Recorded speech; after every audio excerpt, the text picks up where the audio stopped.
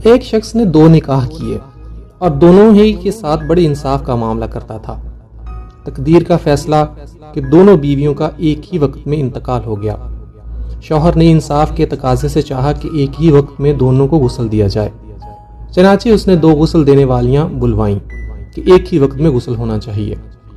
پھر دفن کے لیے گھر سے ایک ہی وقت میں نکالنے کا بھی ارادہ کیا، لیکن اتفاق یہ کہ گھر کا دروازہ ہی ایک تھا، چنانچہ دروازہ بنوانے والے کو بلوایا گیا اور دوسرا دروازہ بنوا کر ایک ہی وقت میں دونوں کو نکالا اور دفن کر کے اپنے انصاف پر اللہ کی تعریف کی کہ اس نے انصاف کی توفیق دی۔